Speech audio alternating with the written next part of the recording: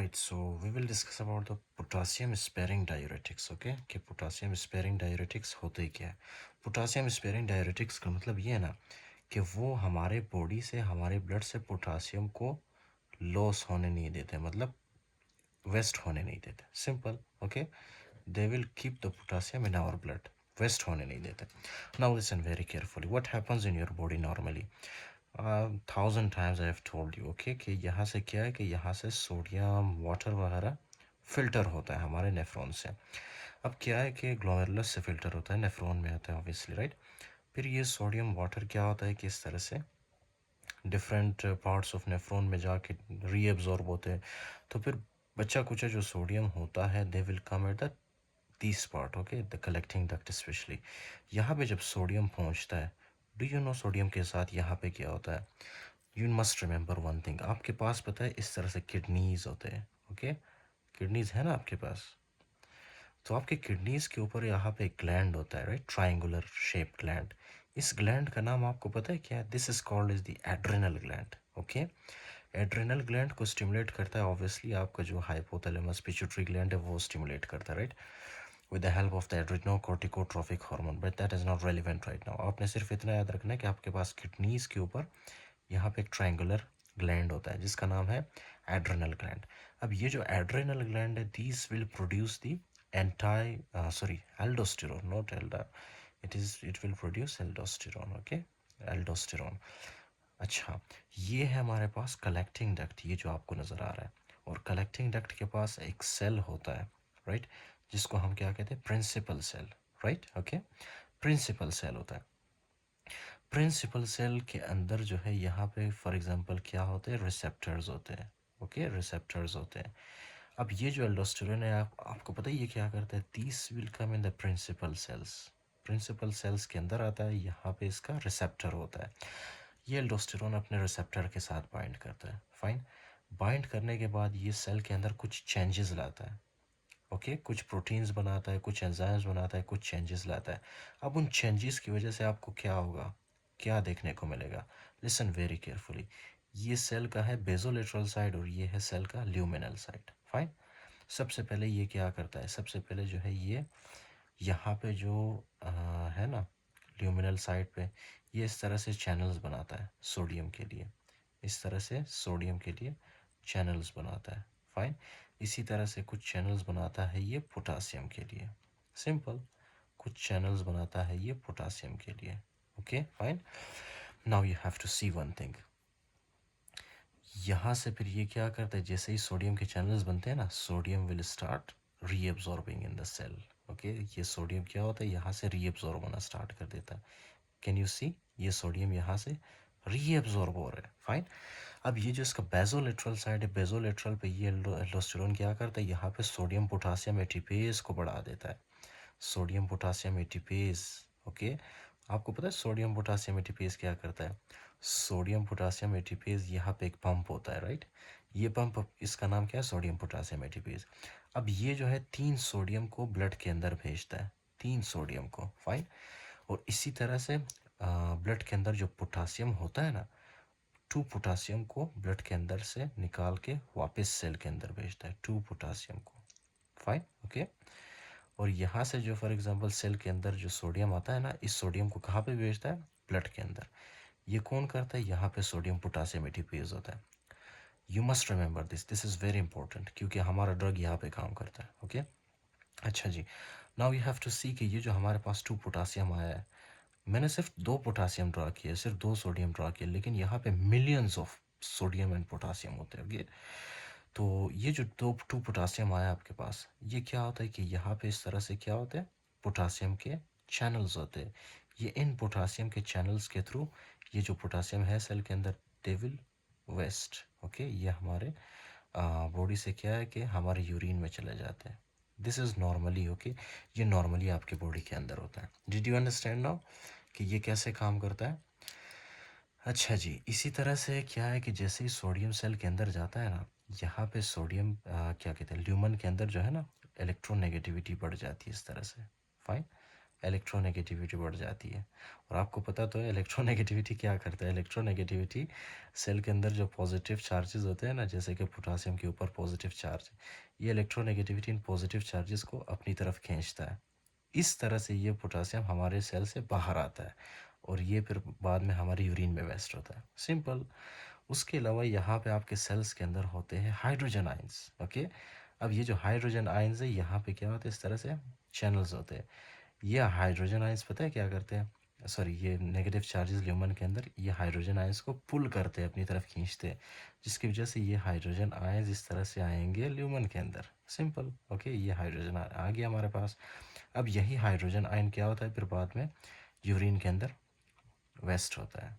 Okay, this is what happens normally in your body. और मैं जब हाइड्रोजन आयंस ज़्यादा लॉस हो यूरिन के अंदर, उस कंडीशन को क्या कहते हैं, ब्लड के अंदर क्या होगी, हाइड्रोजन आयंस की कमी होगी। उस कंडीशन को आप क्या कहते हैं, metabolic alkalosis. Simple. Okay, fine.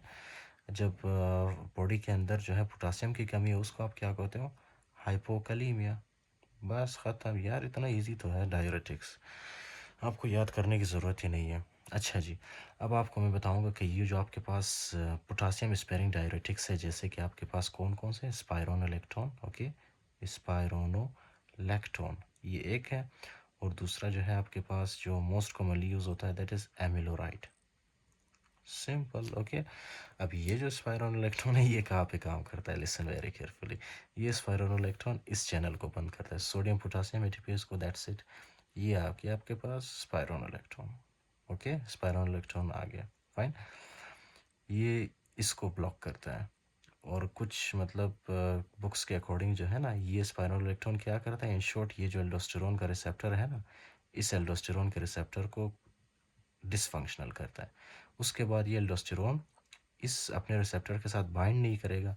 अगर बाइंड नहीं करेगा ये एल्डोस्टेरोन अपने रिसेप्टर के साथ, तो क्या ये सोडियम चैनल्स बनेंगे, नहीं बनेंगे। क्या ये पोटासियम चैनल्स बनेंगे, नहीं बनेंगे।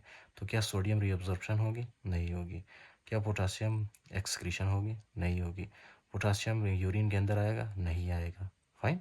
ओके, इसी तरह से अगर एल्डोस्टेरोन अपने रिसेप्टर के साथ बाइंड नहीं करेगा, तो क्या यहाँ पे सोडियम पोटासियम एटीपेस बनेगा, नहीं बनेगा। ओके, तो क्या ये पोटासियम हमारे ब्लड के अंदर से लॉस होगी, नहीं होगी। सिंपल। तो इस तरह से क्या होगा कि पोटासियम हमारे बॉडी के अंदर रहेगा। ओके, इसीलिए हम इसको क्या कहेंगे, स्पायरोनोलेक्ट्रॉन को, कि ये एक पोटासियम स्पेयरिंग ड्रग है। पोटासियम स्पेयरिंग का मतलब है सेव करने वाला। ओके, कि स्पायरोनोलेक्ट्रॉन क्या करता है, पोटासियम को हमारे ब्लड के अंदर सेव करके रखता है, महफूज रखता है, उसको वेस्ट होने नहीं देता। Okay, fine. So this is what happens. उसके बाद एक और ड्रग है आपके पास जिसको कहते हैं एमिलोराइड।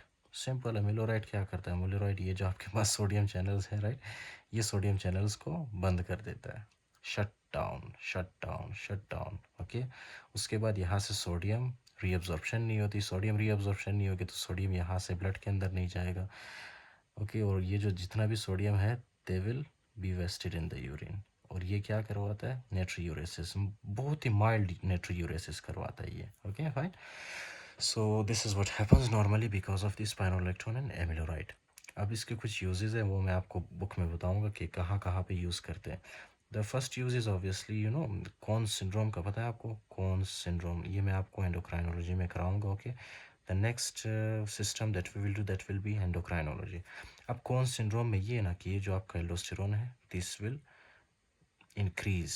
ओके, आपके बॉडी के अंदर एल्डोस्टेरोन बहुत ज़्यादा बढ़ जाता है। जब एल्डोस्टेरोन ज़्यादा बढ़ेगा तो उसको हम क्या कहेंगे, कॉन्स सिंड्रोम। एल्डोस्टेरोन जब ज़्यादा बढ़ता है तो कौन सिंड्रोम कहते हैं उसको। उसके अलावा एल्डोस्टेरोन का मैंने फंक्शन बताया आपको, अगर आपके बॉडी के अंदर एल्डोस्टेरोन ज़्यादा हो, सो वो क्या करेगा, सोडियम को ज़्यादा रीअब्जॉर्ब करेगा आपके बॉडी के अंदर, आपके ब्लड के अंदर हाइपरनेट्रीमिया होगा, राइट, सोडियम की कंसनट्रेशन बहुत ज़्यादा होगी। इसी तरह से कौन सिंड्रोम में और क्या होता है, हाइपोकैलीमिया। क्यों, क्योंकि जैसे ही सोडियम रीअब्जॉर्ब होता है इसी तरह से पोटासियम भी सिक्रीट होता है, वेस्ट होता है आपकी बॉडी से। तो ये दूसरी फाइंडिंग है जिसको कहते हैं हाइपोकैलीमिया। ओके, तो इंक्लूडिंग दैट जो है मेटाबॉलिक अल्कलोसिस वगैरह कुछ इस तरह से फाइंडिंग्स मिलेंगे आपको in Conn syndrome. We will discuss this okay in the endocrinology. See now, potassium sparing diuretics जैसे कि आपके पास है स्पायरोनोलेक्ट्रोन, राइट, इसी तरह है एप्लेरेनोन, एमिलोराइड या तो फिर ट्राइएमटेरिन। नाउ यू हैव टू सी ये जो इसका मैकेनिज्म है, ये लोग मतलब ये ड्रग्स फंक्शन कैसे करते हैं। First of all you have to see about the spironolactone and eplerenone. अब ये दोनों फंक्शन कैसे करते हैं। They are competitive aldosterone receptor antagonists in cortical collecting tubule. Do you remember मैंने आपको बताया था कि ये जो है ना ड्रग्स, ये क्या करते हैं, ये आपका जो फॉर एग्जांपल कलेक्टिंग ट्यूब्यूल है, कलेक्टिंग डक्ट, इसके अंदर इस तरह से सेल्स होते हैं जिनको प्रिंसिपल सेल्स कहते हैं। ये प्रिंसिपल सेल्स के अंदर जो है इस तरह से एल्डोस्टेरोन के रिसेप्टर्स होते हैं। ये जो आप स्पाइरोनोलेक्ट्रॉन देते हैं, ये क्या करता है, यहाँ पे जो एल्डोस्टेरोन के रिसेप्टर्स होते हैं ना, ये एल्डोस्टेरोन के रिसेप्टर्स को बंद कर देता है। फाइन। जिसकी वजह से एल्डोस्टेरोन सेल के साथ जो इसके रिसेप्टर है ना, एल्डोस्टेरोन अपने रिसेप्टर के साथ बाइंड नहीं करेगा और यहाँ पे सोडियम चैनल्स नहीं बनेंगे, यहाँ पे सोडियम पोटासियम एटीपेज नहीं बनेगा। So there will be no sodium reabsorption and there will be no potassium excretion. Okay fine. तो उसके बाद है triamterene and amiloride block sodium channels at the same part of the tubule. Do you remember, ये है आपके पास, ये है amiloride या तो फिर ट्राइएम्टेरिन। ओके, ट्राइएम्टेरिन, ये एमिलोराइड ये ट्राइएम्टेरिन क्या करते हैं, यहाँ पे जो सोडियम चैनल्स होते हैं उनको शट डाउन करते हैं। राइट, जिसकी वजह से सोडियम रीअब्जॉर्प्शन नहीं होती। तो क्लिनिकल यूज़ क्या है, हाइपर एल्डोस्टेरोनिज्म, जैसे कि कौन सा, मैंने आपको बताया था कॉन्स सिंड्रोम। कॉन्स सिंड्रोम एक ऐसे मतलब this is a condition in which you will see there will be hyperaldosteronism। Okay, उसके अलावा है पोटासियम डिप्लीशन, जब बॉडी के अंदर पोटासियम की कमी हो। Okay, in that case also आप यूज़ करते हो पोटासियम स्पेरिंग डायरेटिक जैसे कि स्पाइरोनोलेक्ट्रॉन। ये आपकी बॉडी से पोटासियम को लॉस होने नहीं देता। ओके, हार्ट फेलियर में आप यूज़ कर सकते हो, हेपेटिक एसाइटिस में आप यूज़ कर सकते हो, कौन सा, स्पेशली स्पाइरोनोलेक्ट्रॉन।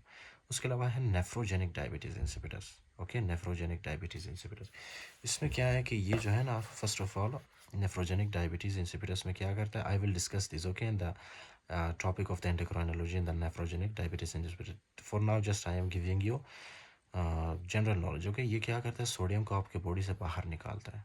फाइन। और इन द सेम वे ये क्या करता है, यहाँ से आपके प्रोक्सिमल कॉन्वोल्यूटेड ट्यूब्यूल से वाटर की रीअब्जॉर्प्शन को ज़्यादा करता है। फाइन। और यही तो चाहिए हमें नेफ्रोजेनिक डायबिटीज़ इंसिपिटस में। अगर आपको अभी समझ नहीं आ रहा, it's okay, I will discuss this in the nephrogenic diabetes insipidus, don't worry. Okay, उसके बाद है अच्छा, नेफ्रोजेनिक डायबिटीज़ इंसिपिटस में कौन सा ड्रग देते हो, specially amiloride. Okay, next is anti androgen effect, जैसे कि स्पाइरोनोलेक्ट्रॉन, इसका जो है कुछ इफेक्ट क्या है, एंटी एंड्रोजन वाला इफेक्ट है। ये मोस्टली पता है आपको, when I will discuss about the we will discuss about the gynaecology, I will tell you there. Okay, एक डिजीज़ है जिसको कहते हैं पीसीओएस या पीसीओडी। फाइन, ये फीमेल्स में होता है। तो आई विल टेल यू कि वहाँ पे भी आप स्पाइरोनोलेक्ट्रॉन यूज़ कर सकते हो। ओके, अच्छा जी, तो इसका एडवर्स इफेक्ट्स क्या है, listen. Okay, hyperkalaemia can lead to arrhythmias. आपको पता है ना, जब आपकी बॉडी के अंदर पोटासियम ज़्यादा हो, that can damage your heart. Okay, और ये क्या करता है, ये इस पंप को ब्लॉक करता है, जिसकी वजह से क्या होगा, पोटासियम ब्लड से बाहर नहीं निकल पाएगा। तो ब्लड के अंदर पोटासियम की कॉन्सेंट्रेशन ज़्यादा होगी and this can damage our heart. Okay fine. अच्छा जी, एरिथमिया करवा सकता है ये। Endocrine effects with spironolactone, example gynaecomastia. Okay, anti androgen effects and metabolic acidosis.